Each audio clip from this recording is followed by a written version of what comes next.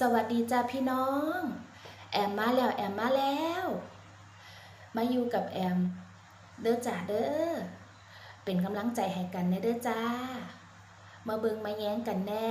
ว่าแอมอยู่บ้านอยู่จังใดกินจังใดใส่ชีวิตแบบใดเนาะจ้าก็ฝากกดติดตามกดไลค์กดแชร์เพื่อเป็นกำลังใจให้กันเพื่อสิบ่ได้พลาดคลิปEP ต่อไปที่แอมกำลังสิลงมาให้ทุกคนได้เบิ่งกันนี่ล่ะจ้าตอนนี้แอมกำลังกินขนมอยู่นะจ้าหลังจากที่ไปธุระข้างนอกมาก็เลยได้ขนมติดไม้ติดมือมาพร้อมเด้อจ้าก็อดบ่ได้ที่เห็นมา2 โตมันอยากน้ำจ้าที่แอมได้เลี้ยงไว้นี่บอกโตสีน้ำตาลแกล้งหางอยู่ต้นหน้าแอมเนี่ยซื้อว่าบอกถังเด้อจ้าแล้วก็บอกแบกแอมนั่งบังอยู่เด้อค่ะตอนนี้มันกำลังมาอ่อนนะคะอยากกินขนมน้ำแอมนะคะแอมก็อดบ่ได้ที่จะเอาขนมให้มันกินนะคะมันก็มีมารยาทแห้งที่บ่ญาติกับเขาวกับน้ำแนวกินค้ามือกับเจ้าของนะคะ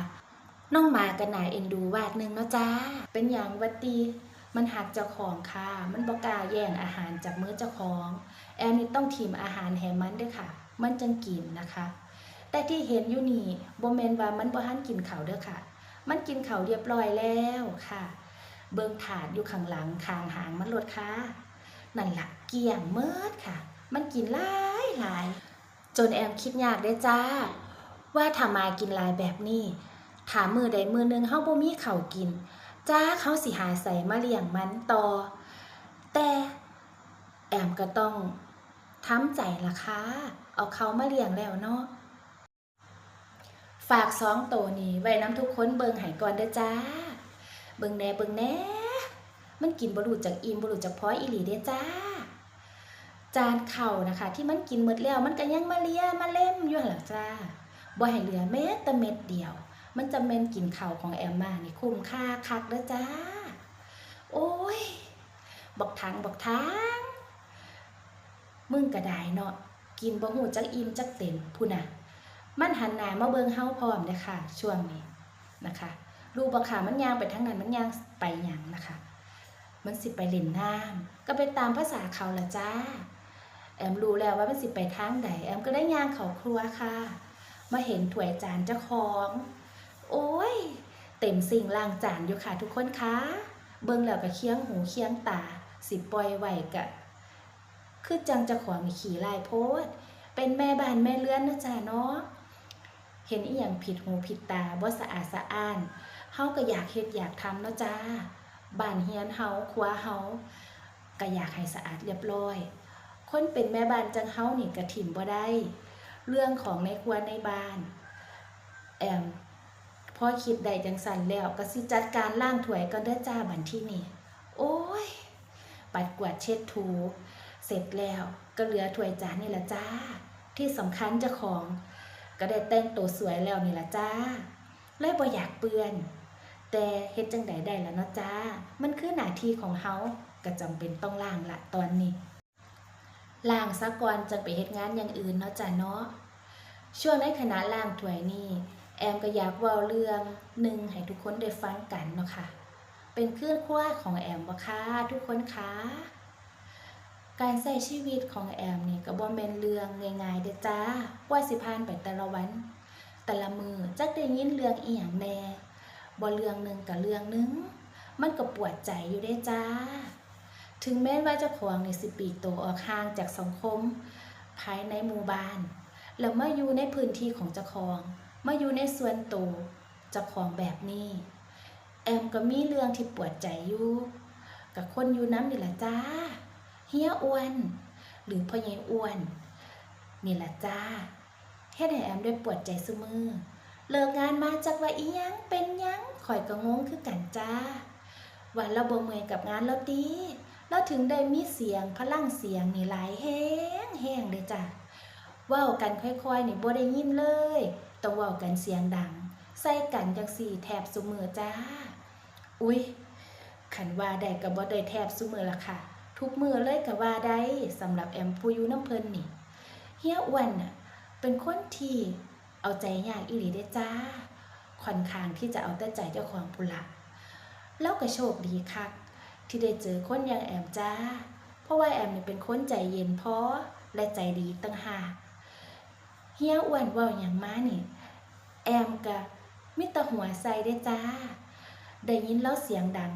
ก็เข้าใจแล้วอยู่ได้จ้าว่าเราเป็นคนเสียงแบบนี้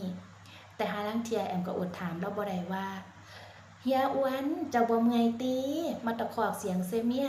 เว้าดีๆก็ได้ดอกเว้าดีๆแอมก็ได้ยินแต่เราก็บอกว่า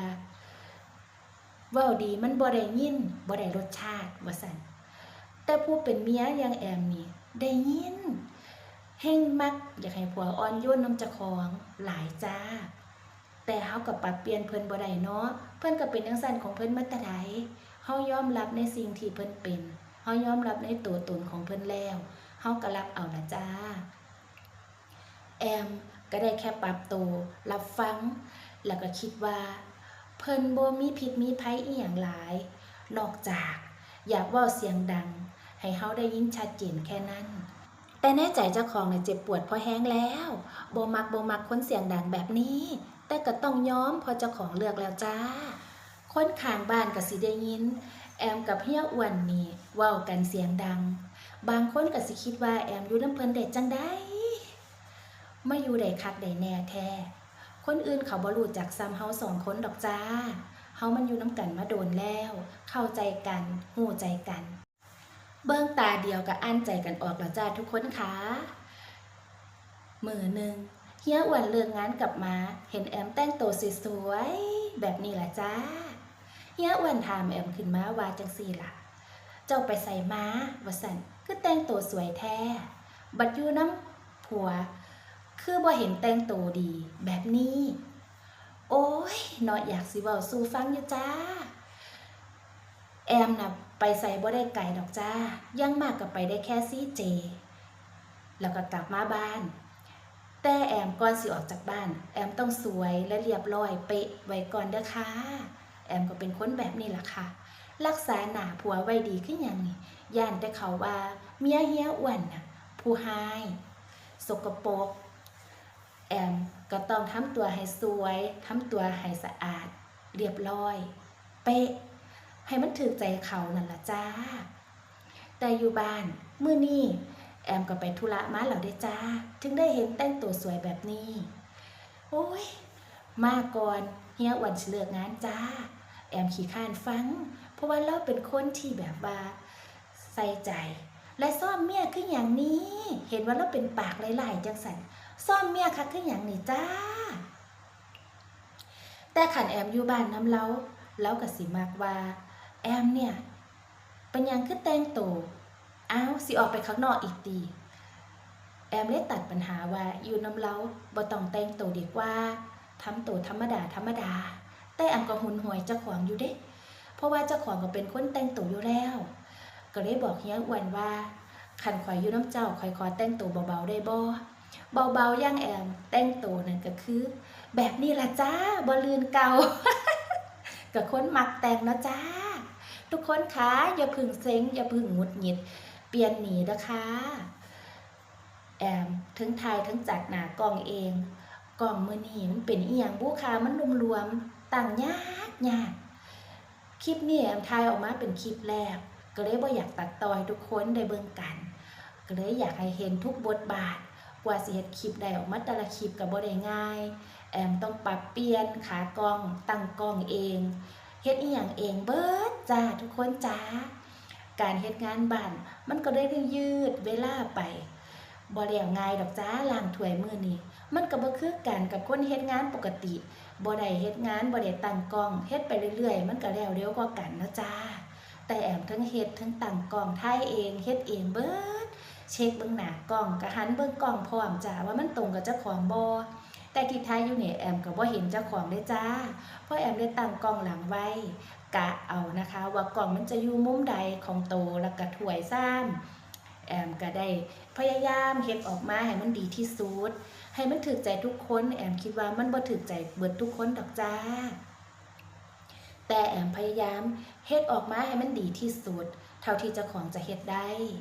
เฮียอ้วนเราบ่รู้ดอกว่าแอมอยู่บ้านแอมพยายามเฮ็ดงานซอยเราส่ำใดแอมบ่ได้เลาะเล่นไปเรื่อยๆหาใส่เงินไปวัน หาเรื่องสิ้นเปลืองให้เราได้จ้าแอมกับพยายามเฮ็ดอย่างที่คนเห็นนี่ล่ะจ้าเราบ่รู้หรอกว่าแอมฮักเราแล้วก็อยากเฮ็ดอยากสร้างน้ำกันคันสั่นเฮาสองคนคือสิบืนมากันได้บ่ฮอดซุมื้อนี้ดอกค่ะแอมมีแตะมัวไปเล่น